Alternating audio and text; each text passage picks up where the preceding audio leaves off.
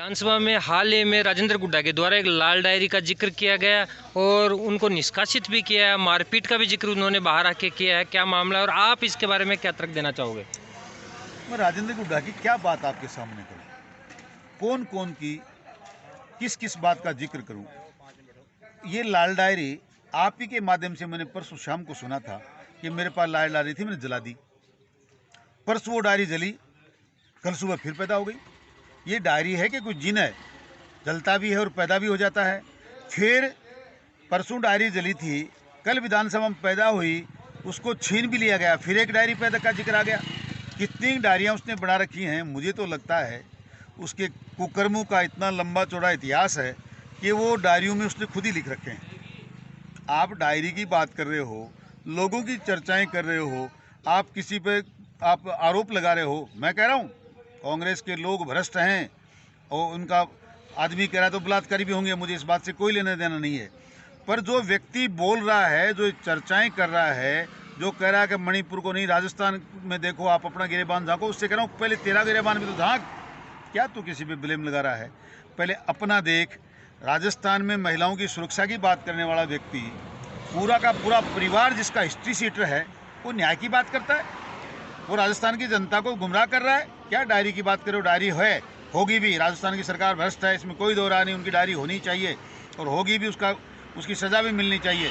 पर सबसे पहले तो ये सरकार, ये न्यायपालिका इस बात का निर्णय करे कि ईडी के, पुलिस के, फोर्स के बीच में रहते हुए किसी का घर तोड़ के, जाली तोड़ के डायरी निकालना, ये डाके का केस नहीं बनता क्या? सबसे पहले ये दर्ज होना चाहिए। उसके बाद हमारे क्षेत्र में आयरन ओर की तस्करी हो रही थी। करोड़ों रुपए का आयरन ओर वहाँ से बेचा गया, बिना रॉयल्टी के, बिना परमिशन के, बिना कोई अनुज्ञा पत्र के। और वहाँ 150 पुलिसों के जाब्ते में इसके लोग आदमियों की मशीनें पकड़ी गई थी। आदमी पकड़े थे, वो मशीनें कहाँ हैं? वो लोग कहाँ हैं? उस आयरन ओर को तस्करी किया पैसा कहाँ है? नार्को टेस्ट की बात करता है ना, इस बात का नार्को टेस्ट होना चाहिए कि बागोली के अंदर निकली हुई आयरन ओर में राजेंद्र गुड्डा शामिल था कि नहीं था।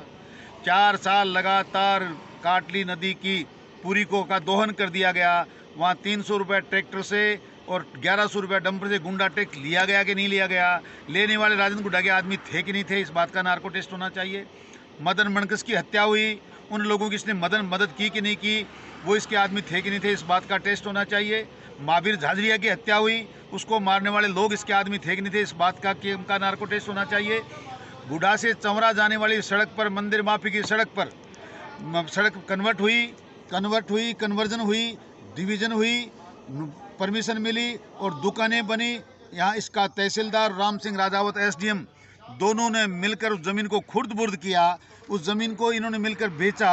ये राजेंद्र गुड्डा की पत्नी के नाम उसका रजिस्ट्रेशन हुआ, राजेंद्र गुड्डा के खुद के नाम से रजिस्ट्रेशन हुआ। इस बात का नार्को टेस्ट होना चाहिए कि वो ज़मीन इसने खरीदी कि नहीं खरीदी, वो मंदिर माफी थी कि नहीं थी। जगह जगह गिरावड़ी में फॉरेस्ट के अंदर ब्लास्टिंग कर करके मेसनरी स्टोन निकल के झुंझुनू बेचा जा रहा है, उसमें इसका हिस्सा है कि नहीं है? माइंस में इसका हिस्सा है कि नहीं है? ज़मीनों पे कब्जे किए जा रहे हैं, उसमें इसका हिस्सा है कि नहीं है? अरे महिलाओं के सम्मान करने वाले भले आदमी, तुम्हारे घर पे तुम्हारे बेटे के जन्मदिन पर किसी भगवान की आराधना होनी चाहिए थी, वहाँ बार बालाएं अर्धनग्न होकर नाच रही थी और तुम खुद उसकी व्यवस्थाएं कर रहे थे। ये महिलाओं का सम्मान है? छाउसरी के अंदर आपकी सजातीय महिलाएं रास्ते रोक को, जहाँ उनके ज़बरदस्ती उनके खेत में से रास्ता निकलवा गया, उन्होंने अपने अधिकार के हक की बात करी तो आपने की पुलिस ने डंडे बरसाए। उस दिन महिलाओं का सम्मान कहाँ गया? कौन से सम्मान की बात कर रहे हो? आपने कितना महिलाओं का सम्मान किया है, ये पूरी उदयपुरानी खूब जानती है। वक्त इस बात का है कि आपको अशोक गहलोत ने पहचाना तो उन्होंने धक्का मारा, राजेश पायलट ने समझा तो उन्होंने धक्का मारा।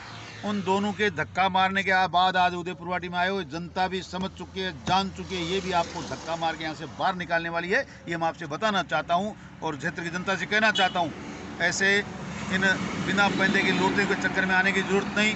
ये ऐसे लोग कभी डायरी दिखाएंगे, कभी कुछ दिखाएंगे, ऐसे दिखावा करने वालों के चक्कर में आना नहीं। हमको तो भ्रष्ट कांग्रेस की सरकार, इन डायरी वालों को, डायरी लिखने वालों को, डायरी संभालने वालों को, सबको यहाँ से निकाल फेंकना है। ये उदयपुर की जनता को फैसला करना है, यही मेरा कहना है। ये मारपीट का जो मामला हुआ है कि राजेंद्र गुड्डा ने बाहर आके बयान दिया कि मेरे साथ मारपीट हुई, इसमें आपकी क्या तरह के, क्या आपकी संवेदनाएं रहेंगी या क्या सरकार के साथ हो? क्या उन्होंने सही किया सरकार ने? अब देखिए, वो कह रहे हैं किसके कहने से मानूं? उनके कहने से तो मानता है। मैंने किसी को कहीं मारते हुए देखा नहीं। अगर किसी ने मारा है कि नहीं मारा है ये तो वहाँ पता होना चाहिए। मैंने तो आज तक कभी हाउस में वीडियो बनते देखा नहीं। और अगर कोई आदमी अनियमितता करता है तो मार्शल उसको बाहर फेंकते ही हैं। इसमें क्या है, ये जो नियमानुसार कार्रवाई वहाँ उन्होंने कही होगी। ये बिना वजह तो कोई इस प्रकार के किसी माननीय विधायक के साथ कोई ऐसा करता नहीं।